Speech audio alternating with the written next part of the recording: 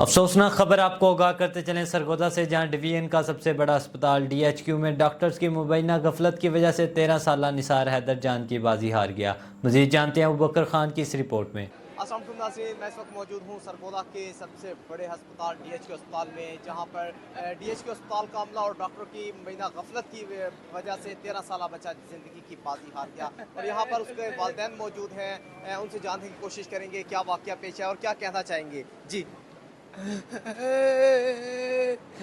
मैं बच्चा आया इतवार वाले दिन लेके तकरीबन 11-12 बजे, तकरीबन 1.5 घंटे बाद मेरे बच्चे को टीका लगा। उन्हें ले जाओ, मैं डॉक्टर ने गल की, मेरा बच्चा बड़ा सीरियस है, उन्हें कैसी क्या करें।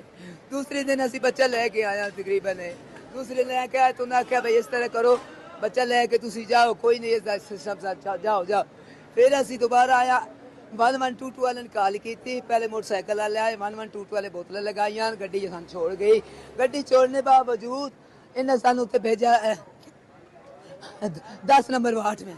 उधर डॉक्टर जितने, कोई एक नर्स आई, उसने एक काम किया, बल्ब शलब सारे मारा के सह गए। मैं उसको सुबह गया, मेरे बच्चे का मूत्र बांधे, मेरे बच्चे का नाम मूत्र बांधे, बिल्कुल खुदा नहीं रहा, पेट फूल गया।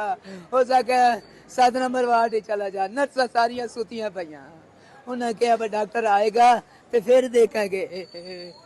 हो उसी तमान से मेरा बच्चा फट गया अंदरों। Maryam Nawaz chief minister army staff, chief minister army staff से मेरी अपील है, शहबाज शरीफ से मेरी अपील है, मरियम नवाज अगर तू ये अस्पताल बनाया, गरीबा वास्ते बनाया, मरियम नवाज मुझे इंसाफ मिले। मुझे मैं सरगोदे का रहिशिया, चक 83 शुमाली का रहिशिया, मेरे छोटे छोटे बच्चे, मेरे तो अपना गाड़ी को नहीं, मैं तो घर आई तरह